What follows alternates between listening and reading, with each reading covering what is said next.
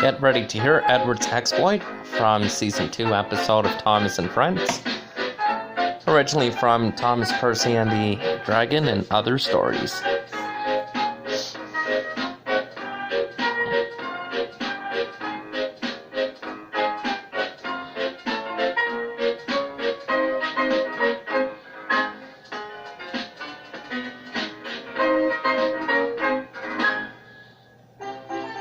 Bertie the bus was giving some visitors a tour of the island of Soda.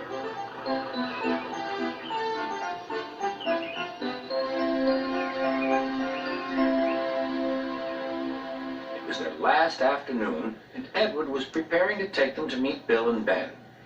He found it hard to start the heavy train. Did you see him straining? Asked Henry. Positively painful, Remarked James. Just pathetic. Grunted Gordon. He should give up and be preserved before it's too late. Shut up, burst out Duck. You're all jealous. Edward's better than any of you. You're right, Duck, said Boko. Edward's old, but he'll surprise us all. I've done it. We're off. I've done it. We're off, said Edward, as he finally puffed out of the station.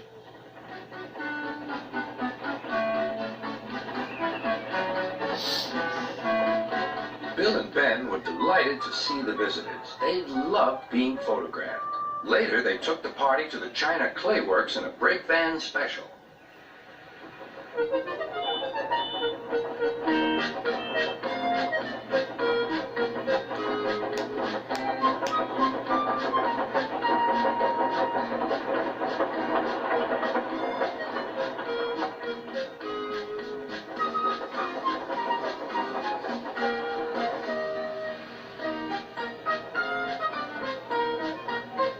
Everyone had a splendid time, and the visitors were most impressed.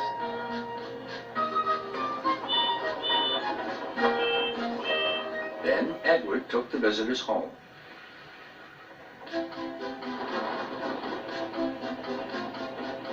On the way, the weather changed.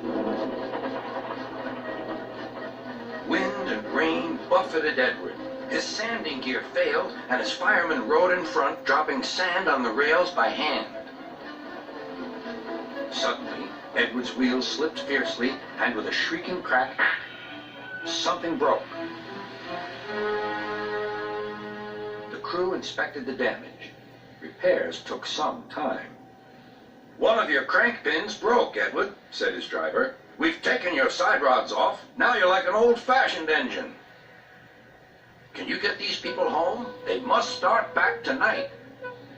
I'll try, sir, promised Edward. Edward puffed and pulled his hardest, but his wheels kept slipping, and he could not start the heavy train. The passengers were anxious.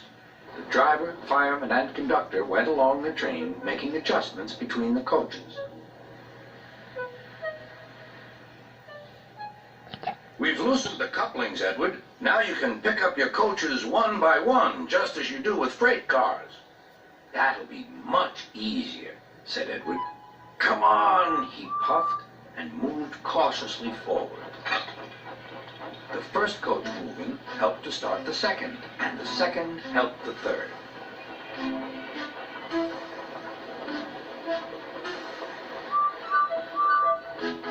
I've done it, puffed Edward.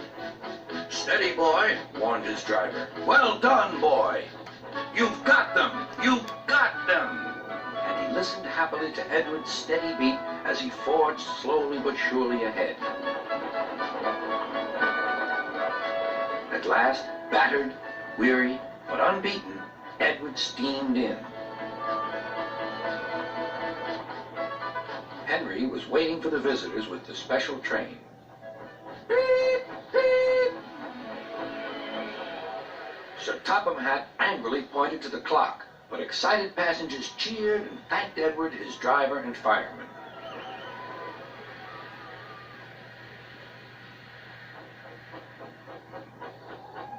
Duck and Boko saw to it that Edward was left in peace. Gordon and James remained respectfully silent.